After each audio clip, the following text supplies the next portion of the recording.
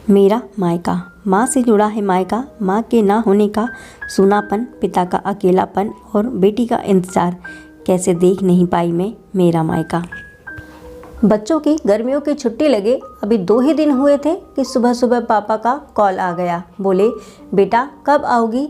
मैंने अनमने मन से बोल दिया, पापा कुछ पक्का नहीं है, ऋषि टूर पर गए हैं, उनके आने के बाद देखती हूँ। पापा की आवाज़ रुआसी हो गई। बोले, बेटा तुम्हारी माँ नहीं है तो क्या हुआ, तुम्हारा मायका तो है और मैं तो हूँ। ऋषि से बात करो और जल्दी से आ जाओ। मैं जी पापा के आगे कुछ बोल ही नहीं पाई। जब तक माँ थी उनसे रोज़ फ़ोन पर ढेरों बातें करती थी।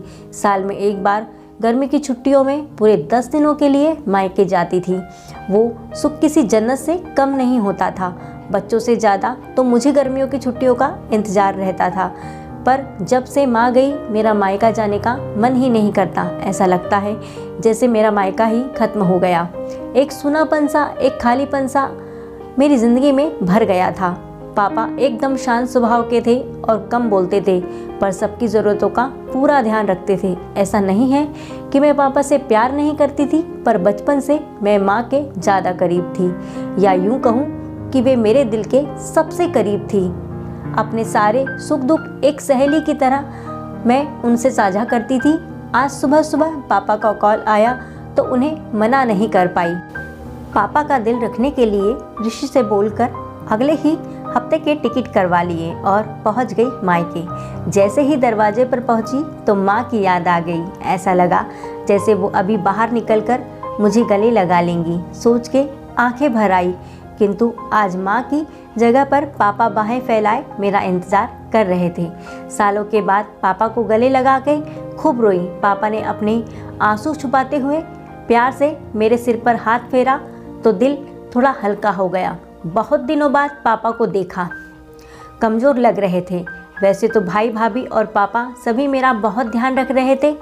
बच्चे तो अपने खेल और मस्ती में व्यस्त हो गए थे, पर ना जाने क्यों मेरी नज़रें हर पल जैसे माँ को ही ढूंढती थी।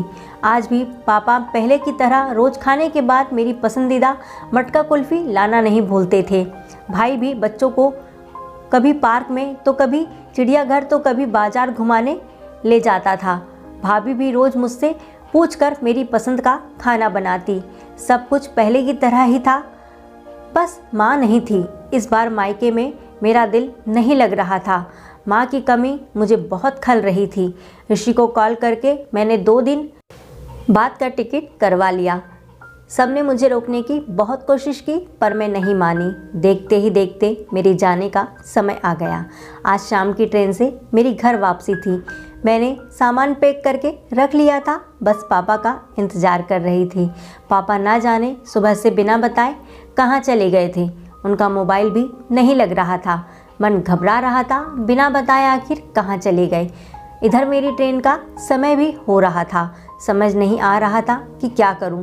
तभी पापा का कॉल आया। बोले, गुड़िया तुम लोग स्टेशन पहुंच जाओ, मैं वहीं से सीधे पहुंच रहा हूं। हम लोग स्टेशन पर पहुंच गए। ट्रेन सही समय पर थी। पापा स्टेशन पर हमारा इंतज़ार कर रहे थे। उनके हाथ में एक बॉक्स था।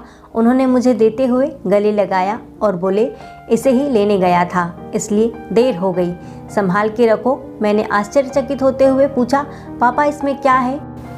अपने आंसू पोंछते हुए बोले, तुम्हारी माँ का प्यार। कुछ समझती तभी ट्रेन आ गई। हमें ट्रेन में बैठा के पापा और भाई ने विदा कर दिया। मेरी नज़रों से ओझल होने तक पापा वहीं खड़े होकर हाथ हिलाते रहे। मैं भी एकटक ना जाने कब तक बाहर खिड़की से उन लोगों को निहारती रही। तभी बेटे ने आवाज़ दी और मेरे हाथों में एक चिट्ठी थमाते हुए कहा, मम्मी नाना जी ने ये आपके लिए दिया है। मैंने तुरंत चिट्ठी को खोला और पढ़ने लगी। मेरी प्यारी गुड़िया रानी, सदा खुश रहो।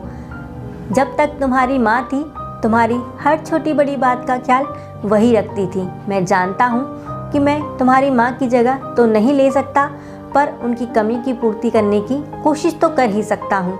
आज तुम्हारी माँ होती तो हमेशा की तरह अपने हाथों से तुम्हारे लिए बड़ी पापड़ अचार बना के साथ भेजती। माँ के हाथ का तो नहीं, पर उनके स्वाद जैसा सब सामान एक दुकानदार से बनवाने की कोशिश की है। उम्मीद है तुम्हें पसंद आएगा। और हाँ बेटा, माँ नहीं है तो क्या हुआ, तुम्हारा मायका और हम तो हैं। पहले की ही तरह तुम्हारा इंतज़ार रहेगा। ढेर सारा प्यार और आशीर्वाद के साथ, तुम्हारे पापा। पत्र पढ़ते पढ़ते मेरी आंखों से अश्रुधारा बहने लगी। सहसा मेरे मुंह से निकल आया, आई लव यू पापा। बात छोटी सी थी, पर उसमें अथाह प्यार समाहित था।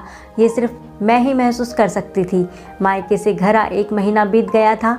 अब पापा से रोज़ एक बार कॉल कर मैं मम्मी की तरह घंटों बात करती हूँ। अपने माता पिता से दिन में एक बार ज़रूर बात करें, चाहे फ़ोन पर ही करें, क्योंकि इस उम्र में हमारी उन्हें सबसे ज़्यादा ज़रूरत होती है। अगर आपको ये कहानी अच्छी लगी तो please like, share and subscribe ज़रूर करें।